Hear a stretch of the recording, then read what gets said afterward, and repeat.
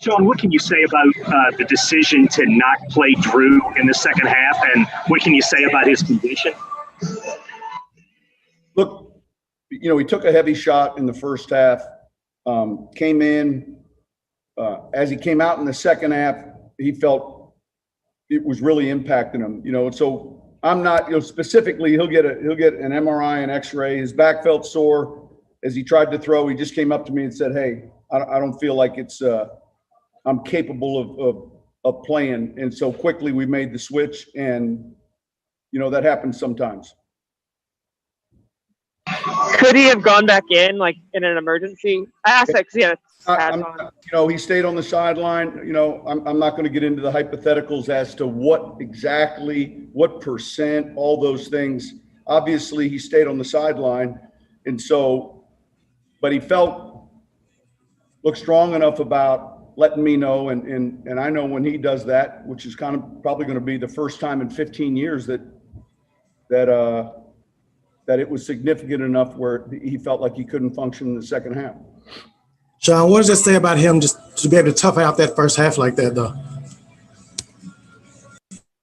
Yeah, I when he got hit on that one play, I could tell that it affected him, and so he hung in there and battled, and then I think that break we had at halftime, obviously, it didn't get any looser or better. Sean, how prepared did you feel like Jameis was for this moment?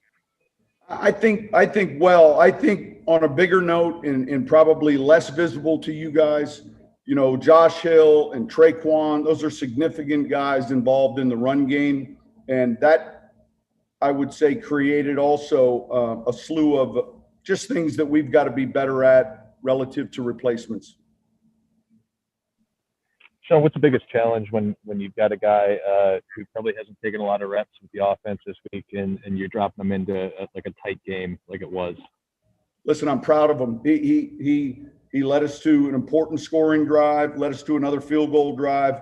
The one thing I would say with Jameis too is he's extremely bright. So functioning and understanding what we're doing, he's someone that picks it up quickly. Sean, how impressive is Alvin a player that past 2 weeks? I didn't hear the question. I was asking how impressed have you been with the defense especially these past 2 weeks, just allowing 1 touchdown over 2 games? Listen, I was impressed tonight. I didn't like how we started, but then I thought we settled in and played well. Sean, this seems like a fairly obvious question, but how have you seen Alvin just step out throughout the season? You guys have lost some key players along the way, and it just seems like every game he's out here delivering and making big plays for you guys. Yeah, I would agree. He's a big part of what we're doing. Thought Latavius had some good runs today as well, but I would agree with you 100%. Coach, what kicking game today, the punts on both sides.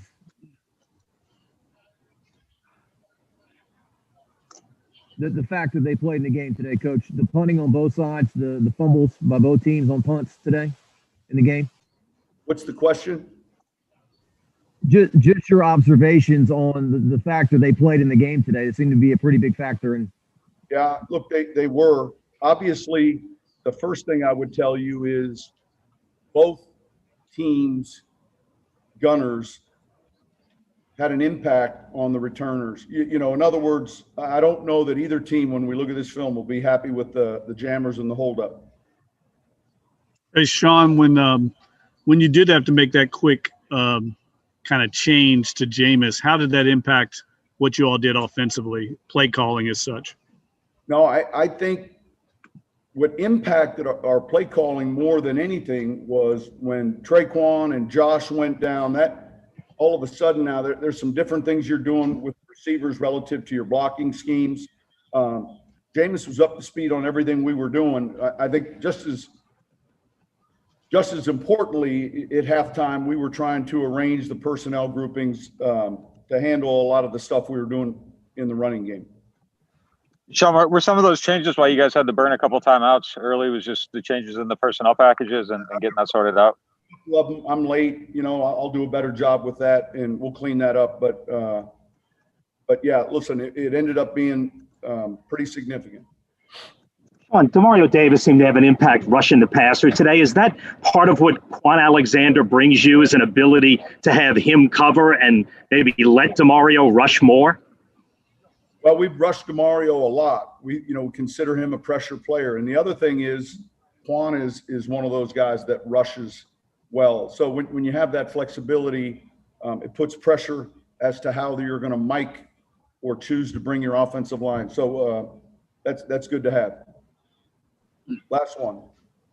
Sean, you've kind of navigated this kind of unprecedented season all year with changes. You preached to your team about that. Is this just another example of that, where you guys are going to have to go forward, calling audibles?